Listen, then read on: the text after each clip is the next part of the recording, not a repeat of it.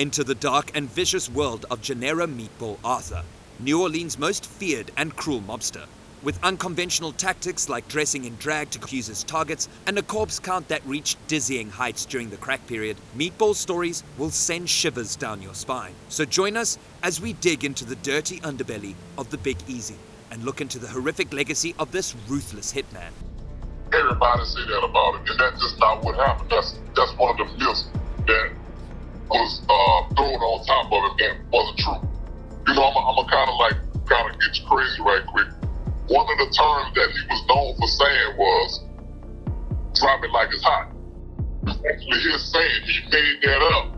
And of course, the rapper. The Metz gang, led by Glenn Metz and his brother Cordell Jethro Metz, was a notorious drug ring that operated in the New Orleans metropolitan area from 1985 to mid-1992. Their primary operation involved the distribution of approximately 1,000 kilograms of cocaine. However, their criminal activities extended beyond drug trafficking, as they were also involved in numerous violent crimes, including murders and attempted murders. One prominent figure within the Metz gang was Gennero Meatball Arthur. Known for his role as an enforcer, Arthur was a feared and dangerous individual, believed to have been responsible for a significant number of killings. It is estimated that he was involved in approximately 70 murders, cementing his reputation as a ruthless enforcer for the gang. Gennero Meatball Arthur, a legendary figure in New Orleans' criminal underworld, earned a reputation for being dreaded on the city streets. Meatball, who grew up in Nola's impoverished slums, was influenced by Sam Scully, a prominent and respected guy regarded as Nola P's godfather. Growing up in the 1980s, Meatball was immersed in a harsh atmosphere where survival frequently required associating oneself with the streets. Despite his small frame and vulnerability to neighborhood bullies,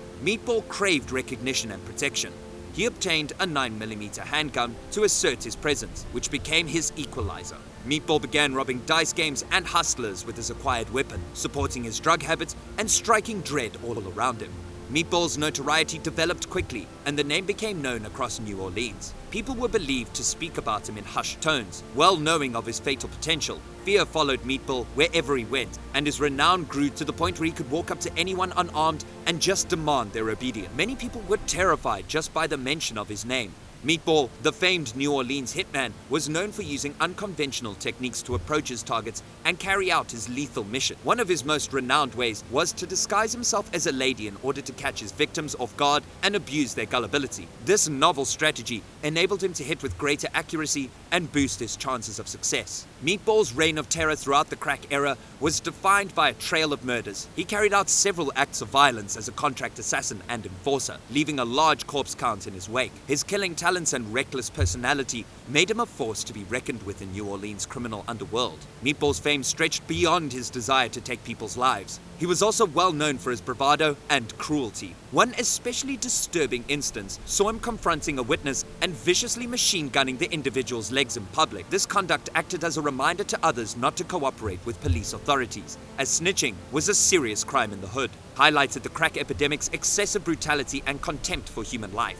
The area was defined by a rise in drug-related crimes and an alarming increase in the murder of lives lost due to addiction, gang violence, and the disastrous effects of the drug trade. Crack cocaine emerged as a plague during this period, seizing the Nola drug market with its destructive consequences. Sam Scully, a well-known and well-connected individual inside the projects, was instrumental in the rise of the drug trade. Meatball finds himself taught and steered into the realm of contract killing under Scully's wing. Meatball and Scully's connection was both interesting and hazardous. Rumors circulated about their relationship, including Meatball accidentally shooting Scully. Whatever the reality was, Scully's murder in 1987 went unsolved, creating a power vacuum in Nola's criminal hierarchy. Meatball took advantage of the situation and rose to prominence in the drug trade. In the Kalia projects, a hotspot of criminal activity and cradle of cash money records, he took over Scully's domain. Meatball expanded his enterprise beyond Kalia into neighboring areas such as St. Thomas, Magnolia, Desire, thanks to his ties in Colombia. Daniela Metz, his wife, was instrumental in arranging and directing the entire criminal organization. Meatball's rule was defined by intimidation and violence. He kept a tight grip on the drug trade, ensuring that no one could sell without his approval. Murder became an intimidation strategy,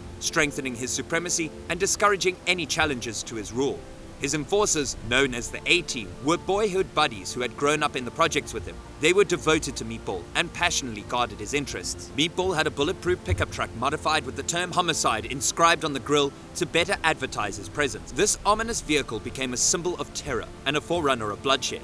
It had such an impact that it was said to have impacted Master P's No Limit tank. Meatball was not invincible, despite his unconventional techniques. In 1990, he reportedly attacked and machine-gunned 5 persons on the Earnhardt Expressway, prompting a massive law enforcement response. Many gang members were arrested during the ensuing raid of the Kalia projects, including Glenn Metz and Daniela Metz. However, Meatball escaped capture.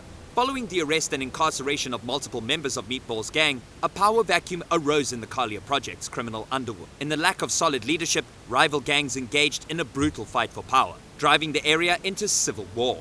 The struggle for control of lucrative drug regions and criminal organizations increased the amount of violence, making Kalia one of the deadliest locations in the United States.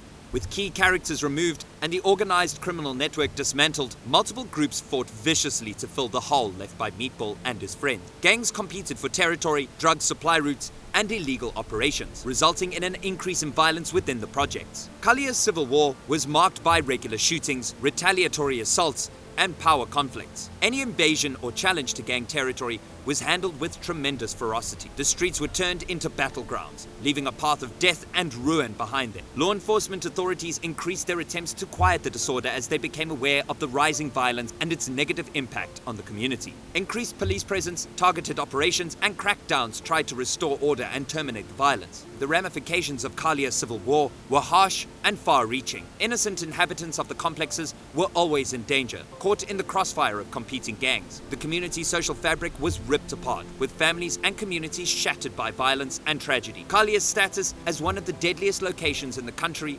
promoted unfavorable perceptions and exacerbated the difficulties faced by its citizens. Efforts were undertaken in the aftermath of the Civil War to repair and rehabilitate the neighborhood. Social programs, community efforts, and law enforcement measures were aimed at reducing crime and instilling a sense of security and stability. The wounds created by the violent battle, on the other hand, lingered, leaving a lasting influence on the lives of individuals who called Kalia home. The fall of Meatball and his empire signaled the start of a turbulent phase for the Kalia project. The void created by his disappearance sparked a civil war between several gangs fighting for control of the rich drug territory. The projects devolved into chaos and bloodshed, establishing Kalia as one of the deadliest regions in the United States. While Daniela Metz was finally released by President Obama in 2016, Meatball is still in prison for his crimes. His story is a terrifying reminder of the crack era's terrible legacy, an age marked by mass killings that came and went with little recognition outside the constraints of their house ceiling. While the particular circumstances and stories of Meatball's murders remain buried in mystery and urban mythology,